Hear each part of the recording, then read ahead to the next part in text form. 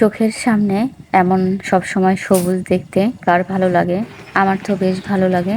আপনাদের কেমন লাগে? অবশ্যই কিন্তু কমেন্ট বক্সে জানিয়ে যাবেন। তো আমার বাসাটা রাস্তার সঙ্গে হওয়াতে সবকিছুতেই শুধু এরকম ধুলা হয়ে থাকে। সেই ধুলাগুলোই ঝাড়ছি।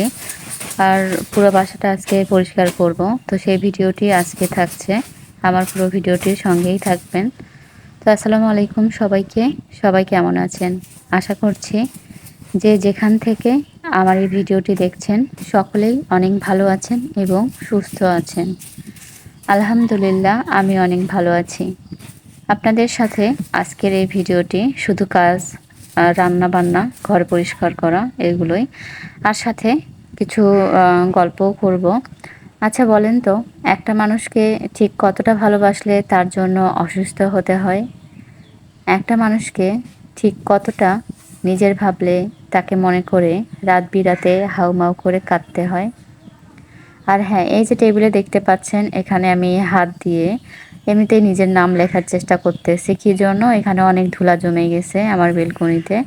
আর যার জন্য করেই আমি এই ধুলার উপর আমার নামগুলো লিখতেছি আর তারপরে যে ঝাড়ু দিয়ে দিচ্ছি। তো এরকম এরকম প্রতিদিন ঝাড়া সত্ত্বেও দেখা যায় আবারও ধুলা জমে যায়। এরকম প্রতিদিনই এরকম করি, কিন্তু তারপরে ওই যা তাই হয়ে যায়। আচ্ছা, কথাগুলো বলতে বলতে থেমে গিয়েছিলাম। আচ্ছা, আবারও শুরু করি। তুমি বলতে পারবে না, কারণ বিধাতা তোমাকে সে হৃদয়ে দান করেননি যে হৃদয় দ্বারা অন্যজনের কষ্ট উপলব্ধি করা যায়। ঠিক কতটা কঠিন ধাতুতে তোমার হৃদয় গড়া হয়েছে আমার জানা নেই।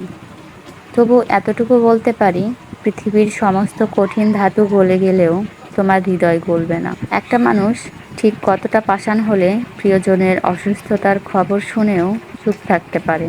বলতে পারো? আমি তো কখনোই তোমার প্রিয়জন ছিলাম না। তুমি কখনোই আমাকে ভালোবাসতে পারোনি, মন দিয়ে কখনোই বুঝতে চাওনি আমি তোমায় কতটা ভালোবাসি। সেটা যদি বুঝতে পারতে, তাহলে এই পৃথিবীর সমস্ত কিছু তোমার কাছে তুচ্ছ মনে হতো। তুমি সব কিছু ছেড়ে ছুড়ে আমার কাছে ফিরে আসতে। অথচ তোমায় আমি প্রিয়জন ভাবতাম, এখনও ভাবি। তোমায় নিয়ে ভাবতে ভাবতে নিদ্রাহীন কাটে আমার এক একটা দীর্ঘ রাত।